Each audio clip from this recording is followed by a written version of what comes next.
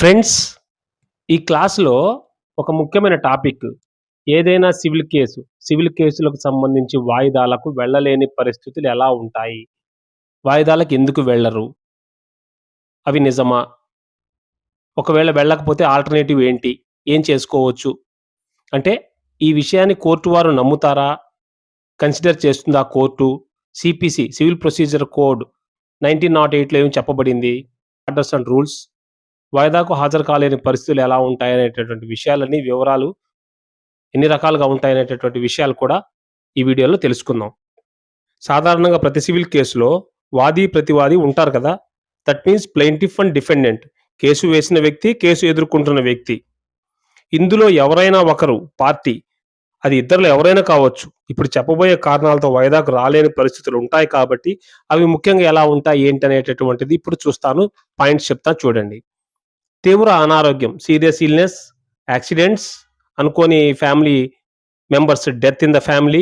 కొన్ని కేసుల్లో ఏంటంటే రిప్రజెంటేషన్ బై ద అడ్వకేట్ ఉండటం. చాలా కేసులలో స్వయంగా రాకపోయినా పార్టీ అడ్వకేట్‌ని రిప్రజెంటేషన్ చేయడం అనమాట. వేరే రాష్ట్రంలో ఉంటాం కేసు పడ్డప్పుడు. Out of station, abroad, negligence, ignoring the court, no proper documents. ఒక్కోసారి బంద్ జరుగుతుంటుంది. Floods, transport issues, traffic jams, in టైమ్‌కి రాకపోవడం. Sometimes gap between the advocate and the client communications. ఇలా చాలా కారణాల పరిస్థితిలో వాయిదాకు వెళ్ళలేని పరిస్థితులు ఉంటాయి కాబట్టి, ఇటువంటి సందర్భాల్లో ఆల్టర్‌నేటివ్ ఏంటి, సిపిసి సెక్షన్ ద్వారా అన్నీ చెప్తున్నాను.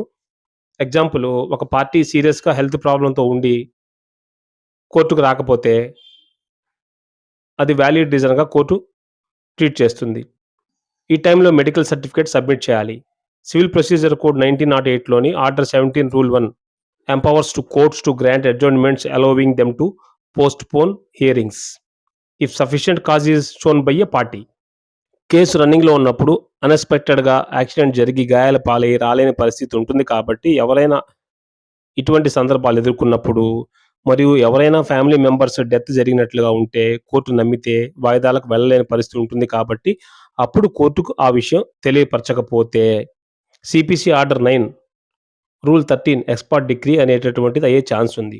ఆర్డర్ 9 రూల్ 13లో ఆల్టర్‌నేటివ్ ఏమంటే, లేటర్ సఫిషియంట్ కాజ్ చూపించి ఎక్స్‌పర్ట్ ఆర్డర్ క్యాన్సిల్ చేయమని అడగవచ్చు. సమ్ కేసెస్‌లో పార్టీ స్వయంగా రాలేకపోయినా అడ్వకేట్ మీద ఆధారపడి రిప్రజెంటేషన్ చేపిస్తుంటారు. అటువంటి పరిస్థితులలో వకాలతనామా ఇచ్చి అడ్వకేట్ ద్వారా కేస్ హ్యాండ్లింగ్ చేయించుకోవచ్చు. ఆ పరిస్థితి ఉన్నప్పుడు అడ్వకేట్ ద్వారా వాయిదా రిప్రజెంట్ చేస్తుంటారు. ఇదొక రాలేని పరిస్థితి. పార్టీ వేరే రాష్ట్రంలో గాని, విదేశాల్లో ఉంటే ప్రతి హియరింగ్‌కి రావడం కష్టం కాబట్టి, అప్పుడు that means CPC orders 18 rule evidence by అఫిడవిట్‌గా ఇవ్వడం జరిగింది. ఆల్టర్‌నేటివ్‌గా అఫిడవిట్ ఎవిడెన్స్ వీడియో కాన్ఫరెన్స్ చేసుకునే అవకాశం ఉంటుంది. కొంతమంది ఇంటెన్షనల్‌గా నెగ్లెక్ట్‌గా కోర్టుకు వాయిదాకు వెళ్లరు, హాజరు car. This is very dangerous because ignoring court is offence and sometimes contempt of court punishments and also that case may lead to expert proceedings. Court X party case proceedings చేసి decree ఇవ్వవచ్చు. Order 9 rule 6లో ఏం చెప్పబడింది? Summons served if the defendant does not appear intentionally like negligence. Without defendant court may proceed the case X part proceedings. ఒక్కోసారి documents సిద్ధంగా ఉండవు. అంటే CPC order 13 rule 1లో ఏంటి? Production of documents సరిగ్గా లేకపోయినా, పార్టీ హాజరు కాకపోతే వాయిదాకు, అంటే డాక్యుమెంట్స్ సరిగ్గా లేని పరిస్థితుల్లో వాయిదాకు హాజరు కారు కాబట్టి ఆ పరిస్థితి ఉంటుంది కాబట్టి, but production of documents in time is best for the case. ఒక్కొక్కసారి విట్‌నెస్ అందుబాటులో లేక వారు కోర్టుకు వాయిదాకు వెళ్ళలేకపోతుంటారు ఇన్ టైమ్‌కు. ఆల్టర్‌నేటివ్ ఏంటి దానికి? కోర్టు ద్వారా విట్‌నెస్ సమన్స్ చేయించుకోవచ్చు.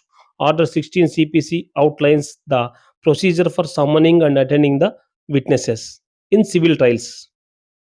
కోర్టు డేట్స్ కమ్యూనికేషన్ గ్యాప్ కూడా వాయిదాకు కారణమవుతుంది. అంటే వాయిదా హాజరు కాలేని పరిస్థితి కారణమవుతుంది. అది ఎలాగంటే, కొన్ని సందర్భాల్లో అడ్వకేట్ లేదా కోర్టు కమ్యూనికేషన్ గ్యాప్ వల్ల పార్టీస్‌కి డేట్ తెలియకపోవచ్చు. Order order 9 rule 9 of CPC and under rule 8 ఏం చెప్తుంది? Plaintiff to apply for the restoration of a suit dismissed for default అనమాట.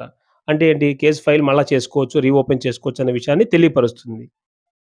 సమ్‌టైమ్స్ బందులు, ఫ్లడ్స్, ట్రాన్స్‌పోర్ట్ ఇష్యూస్ వల్ల పార్టీ ఇన్ టైమ్‌కు వాయిదాకు హాజరు కాకపోతే సిపిసి ఆర్డర్ 17 రూల్ 1 ఆల్టర్‌నేటివ్ ఏంటి?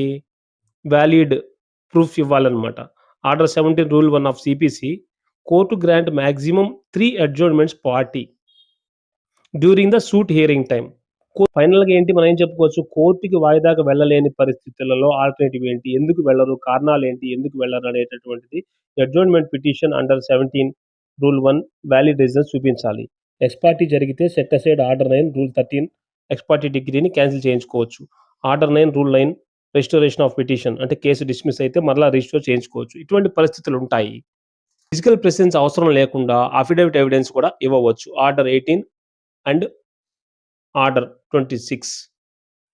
Finally, in civil cases, attendance for adjournment is important for any civil case. Some provisions will be helpful for the party. అంటే ఏంటి? ఈ వీడియోలో వాయిదాకు రాలేని పరిస్థితులేంటి?